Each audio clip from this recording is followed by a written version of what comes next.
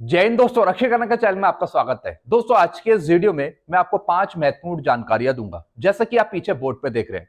सबसे पहले 3 जानकारियां मैं आपको दूंगा। 1 अप्रैल 2025 से कुछ रूल्स चेंज हो रहे हैं पेंशनर के लिए और सरकारी कर्मचारियों के लिए। तो 1 अप्रैल 2025 से कौन से रूल चेंज हो रहे हैं, तो सबसे पहली 3 जानकारियां मैं आपको इसी पे दूंगा।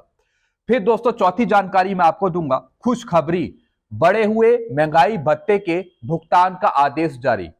दोस्तों एक आदेश जारी हुआ है बढ़े हुए महंगाई भत्ते के भुगतान के लिए। इस आदेश को मैं आपको समझाऊंगा।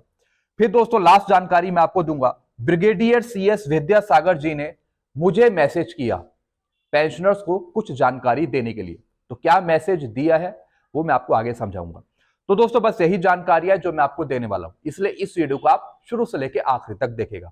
वीडियो में आगे बढ़ने से पहले एक छोटी सी अपील मैं आपसे कर रहा हूं। अगर आप पहली बार मेरा चैनल देख रहे हैं या फिर ये वीडियो देख रहे हैं तो आप मेरा चैनल सब्सक्राइब भी कर सकते हैं, जिसका नाम है रक्षित खन्ना, क्योंकि ऐसी जानकारियां, सही जानकारी आपको मिलती रहती है इस चैनल के माध्यम से। सबसे पहली जानकारी है 1 अप्रैल 2025 से यूनिफाइड पेंशन स्कीम लागू हो जाएगी सरकारी कर्मचारियों और पेंशनर के लिए। जी हाँ दोस्तों, जैसा आपको पता है यूनिफाइड पेंशन स्कीम का गैजेट नोटिफिकेशन भी निकल चुका है।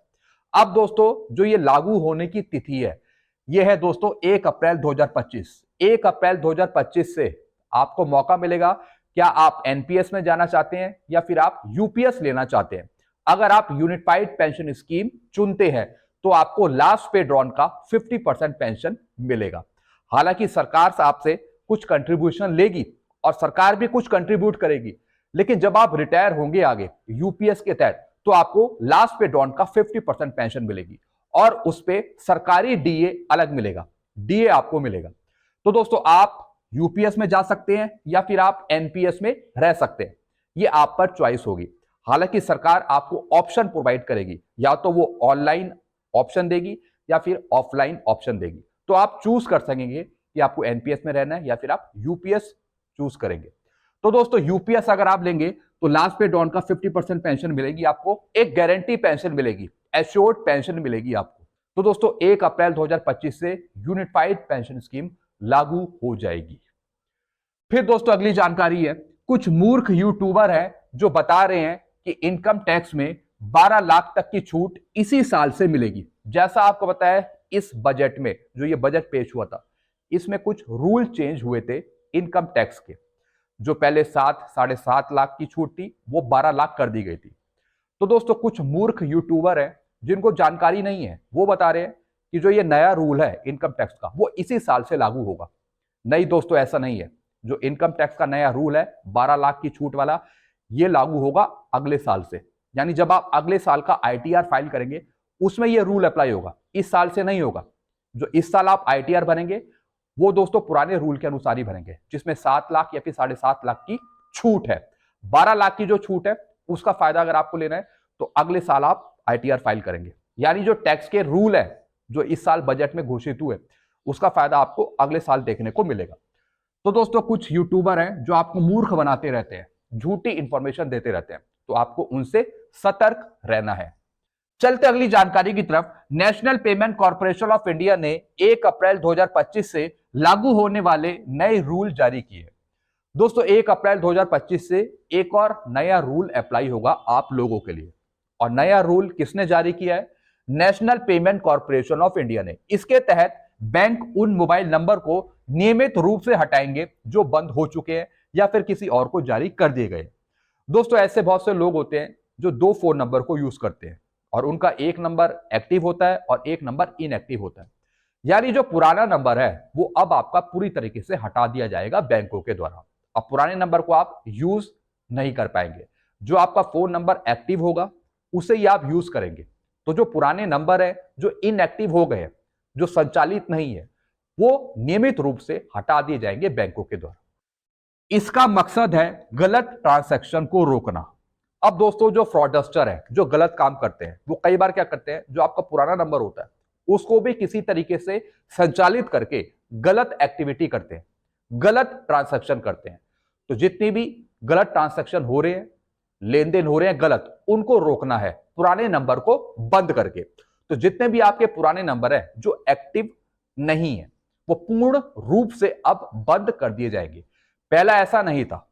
पहले आपको सिर्फ चेतावनी मिलती थी कस्टमर के द्वारा कि आपका नंबर बंद होने वाला है, आप इस पे रिचार्ज नहीं कर रहे। तो दोस्तों अब वो पूरी तरीके से बंद हो पाएंगे जो आप फोन नंबर यूज नहीं कर रहे। अब दोस्तों इसका एक और मकसद है यूपीआई ट्रांजैक्शन को सुरक्षित बनाना। यानी यूपीआई ट्रांजैक्शन का मतलब जो आप फोन पे के द्वारा पेमेंट करते हैं, गूगल पे के द्वारा पेमेंट करते हैं, पेटीएम के द्वारा पेमेंट करते हैं, तो दोस्तों जो आप उसमें फोन नंबर यूज करते हैं वो आपका एक एक्टिव नंबर होता है, क्योंकि फोन नंबर के थ्रू वो रजिस्टर होता है। तो अगर आप कोई पुराना नंबर यूज कर रहे हैं जो एक्टिव नहीं है, तो दोस्तों वो तो वैसे ही काम नहीं करेगा यूपीआई में, फोन पे में, गूगल पे में। तो पुराने जो नंबर हैं उसको बंद किया जाएगा, पूरी तरीके से निष्क्रिय किया जाएगा, और उसके जरिए दोस्तों जो आप यूपीआई ट्रांजैक्शन कर रहे हैं वो एक तरीके का फिर सेफ माना जाएगा आपके एक्टिव नंबर पे जो आप यूज कर रहे हैं। तो दोस्तों एक ये रूल चेंज हो जाएगा 1 अप्रैल 2025 से। चलते अगली जानकारी की तरफ। खुशखबरी, बढ़े हुए महंगाई भत्ते के भुगतान का आदेश जारी। दोस्तों एक आदेश जारी हुआ है, और दोस्तों ये आदेश जारी हुआ है जो राज्य सरकार के कर्मचारी हैं या फिर पेंशनर्स है। दोस्तों ऐसे कई स्टेट है जहां पे पुराना डीए ही चल रहा है, जैसे कि 50% या फिर 46%।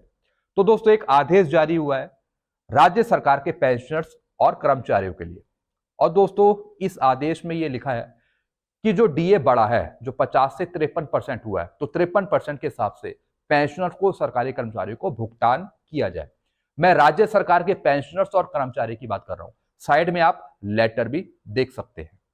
बाकी जो केंद्र सरकार के पेंशनर्स हैं, सरकारी कर्मचारी है, उनका डीए होगा जनवरी 2025 से 55%, और उसकी घोषणा होली के बाद होगी। होली के बाद अप्रैल के पहले फर्स्ट वीक में या फिर मार्च के लास्ट तक। तो दोस्तों ये आदेश था 53% पे, जो 50 से 53% हुआ था राज्य के कर्मचारियों और पेंशनर के लिए, जो स्टेट के पेंशनर्स है, ताकि उनको नए डीए के हिसाब से पेमेंट मिल सके। कई ऐसे स्टेट हैं जो पुराना ही डीए दे रहे हैं, कभी 46 दे रहे हैं, कभी 50 दे रहे हैं। कई पेंशनर्स को अभी तक 53% डीए नहीं मिला। तो दोस्तों ये आदेश उनके लिए जारी किया है। चलते अगली जानकारी की तरफ। ब्रिगेडियर सीएस विद्यासागर ने किया मैसेज मुझे, कहा ऑनरी न्याय सुधार कांटेक्ट कर सकते हैं ब्रिगेडियर साहब को। दोस्तों जैसा आपको पता है, कुछ दिन पहले मैंने आपको एक जानकारी दी थी जिसमें ब्रिगेडियर विद्यासागर जी ने बताया था कि इनके द्वारा 61 लोगों का केस फाइनल किया गया था ऑनरी न्याय सुधार के लिए। और दोस्तों जो ये फाइनल हुआ था केस एएफटी दिल्ली के द्वारा, इसके तहत ऑनरी न्याय सुधार को रेगुलर न्याय सुधार की पेंशन मिलेगी, ऐसा इन्होंने बताया था। फिर दोस्तों मैंने आपको जानकारी दी थी कि अगर कोई ऑनरी न्याय सुधार है जो रेगुलर न्याय सुधार की पेंशन लेना चाहता है, तो आप कोर्ट केस करने की सोच सकते हैं, आप इन ब्रिगेडियर साहब से कांटेक्ट कर सकते हैं। तो सबसे पहले मैंने ब्रिगेडियर साहब से कहा कि सर मैं आपका नंबर दे सकता हूं ऑनरी न्याय सुविधाओं को, ताकि आपसे वो कांटेक्ट कर सकें अपनी इच्छा अनुसार। तो दोस्तों इन्होंने मुझे मैसेज किया कि बिल्कुल गो हेड, आप आगे बढ़िए, अगर कोई कांटेक्ट करना चाहता है ऑनरी न्याय सुविधा तो वो मेरे से कर सकता है, आप मेरा नंबर फॉरवर्ड कर सकते हैं पेंशनर्स को। तो दोस्तों अगर आप कोर्ट केस करने की सोच रहे हैं तो वो आप पर डिपेंड है, आप कर सकते हैं। लेकिन अगर आप मेरी पर्सनल राय मानिए तो आप थोड़ा भी वेट कर लीजिए, जब तक कि जो दूसरे केस हैं उसका पेमेंट नहीं हो जाता। यानी जो केस पहले फाइनल हो चुके हैं ऑनरी नायब सूबेदार के रेगुलर नायब सूबेदार की पेंशन देने के लिए, जब तक उनको रेगुलर नायब सूबेदार की पेंशन नहीं मिल जाती, जब तक आप थोड़ा वेट करिए। मैं चाहता हूं कि पहले जो पुराना पेमेंट है वो उनको हो जाए, और हो सकता है कि इसी बीच भारत सरकार कोई लेटर निकाल दे, जनरल लेटर निकाल दे सभी ऑनरी नायब सूबेदार को रेगुलर नायब सूबेदार की पेंशन देने के लिए। तो थोड़ा सा आप यहाँ पे वेट कर सकते हैं। जब आपने इतना इंतजार करा है तो थोड़ा इंतजार आप और कर लीजिए। मैं आपका पेमेंट बचाने की बात कर रहा हूं, मैं आपकी फीस बचाने की बात कर रहा हूं। हो सकता है कि आप कोर्ट केस ना भी करें और आपको रेगुलर न्याय सुधार की पेंशन मिल जाए, अगर सरकार ऑर्डर निकाले तब। बाद में तो ऑप्शन है ही कोर्ट केस करने का, लेकिन मैं चाहता हूं कि जो पहले केस हो चुके हैं उसका निर्णय आ चुका है, पहले उसका पेमेंट होने दीजिए पेंशन डिस्पेंसिंग एजेंसी के द्वारा। फिर आप इनसे कांटेक्ट करिए, किसी दूसरे एडवोकेट से कांटेक्ट करिए, वो आप पर डिपेंड है। फिलहाल अगर आप इनसे बात करना चाहते हैं तो आप कर सकते हैं, उसमें कोई बुराई नहीं है। तो दोस्तों बस यही जानकारियां थी जो मैं लेके आया था। आई होप सारी जानकारी आप अच्छे से समझ होंगे। आपको और कुछ पूछना हो तो आप नीचे कमेंट कर सकते हैं। वीडियो आपको अच्छा लगता है वीडियो को लाइक करें और इस चैनल को आप सब्सक्राइब कर सकते हैं जिसका नाम है Rakshit Khanna. Thank you so much.